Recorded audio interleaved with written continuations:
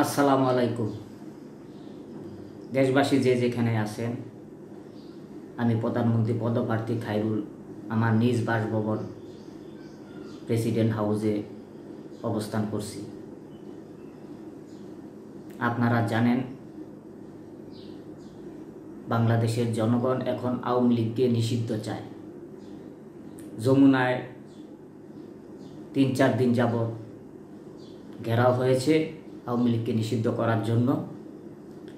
আমি প্রধানমন্ত্রী পদপ্রার্থী হিসাবে আমি বলতে চাই, জনগণ যদি আওয়ামী লীগকে নিষিদ্ধ করতে চায় তবে ডক্টর ইউনূস সাহেব নিষিদ্ধ করে দিবেন।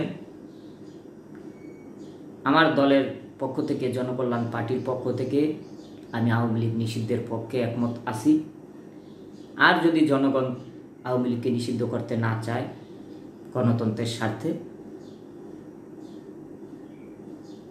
আওয়ামী লীগের নিষিদ্ধের ব্যাপারে ডক্টর ইউনূস সাহেব বুঝবেন। আমি জনকল্যাণ পার্টির চেয়ারম্যান, 7 দলীয় গণতান্ত্রিক জোটের চেয়ারম্যান। আমার জনকল্যাণ করা আমার দলের লক্ষ্য এবং উদ্দেশ্য। জনকল্যাণ ছাড়া কোনো রাজনৈতিক দল সফল হবে না, কোনো নেতাকর্মী সফল হবে না।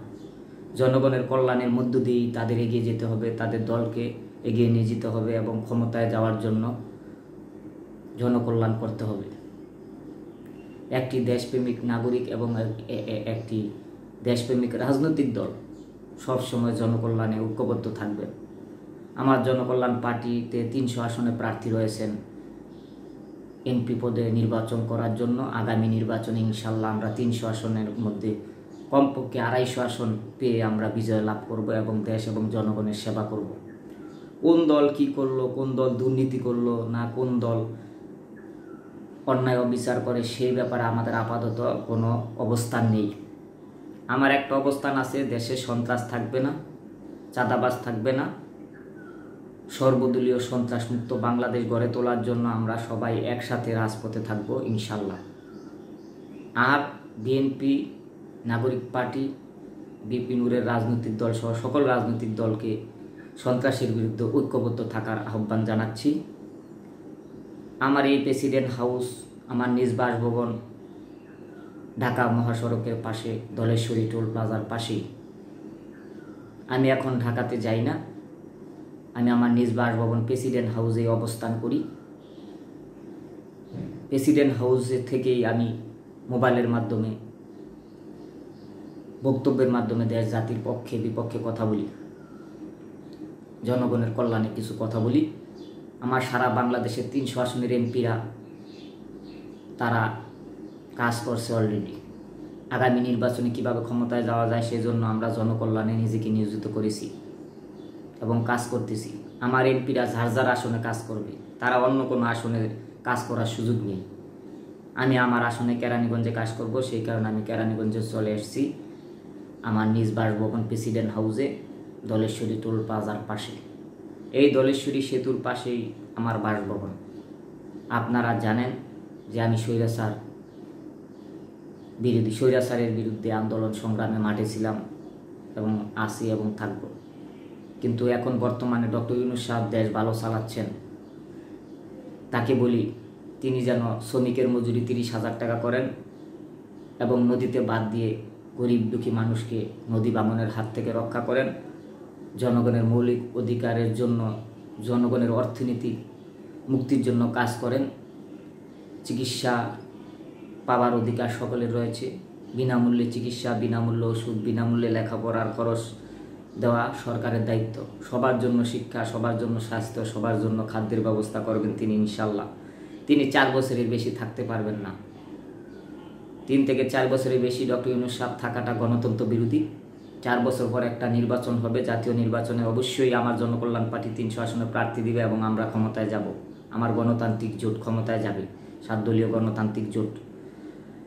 আরেকটা কথা হইল যে আমরা একজন আরেকজনের মিথ্যা অপবাদ দিই। মিথ্যা অপবাদ দেওয়ার কিছু নাই। এক রাজনৈতিক দল আরেক রাজনৈতিক দলকে সহ্য না করতে পারা, এটা রাজনীতির জন্য অশুভকর।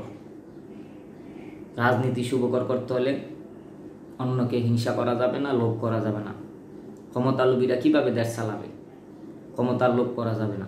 জনকল্যাণ রাজনীতিকে এগিয়ে নিয়ে যেতে হবে। সংঘাতপূর্ণ রাজনীতি বন্ধ করতে হবে। বিভিন্ন রাজনৈতিক দল দেখি আজকে সন্ত্রাস সংঘাতে লিপ্ত। কোনো দলের নাম বলবো না, তাদের আহ্বান জানাই যে আসুন আমরা এক মঞ্চে উঠি এবং জনগণের পক্ষে সংঘাতময় রাজনীতি বিদায় দেওয়ার পক্ষে আমরা এক হয়ে কাজ করি। আওয়ামী লীগ নিষিদ্ধ হলে খারাপ কিছু নেই, হতেই পারে, কারণ নিরীহ আওয়ামী লীগের লোকরা এখন ক্ষতিগ্রস্ত হচ্ছে। তারাও চায় না যে আওয়ামী লীগের দল নিবন্ধন থাকুক।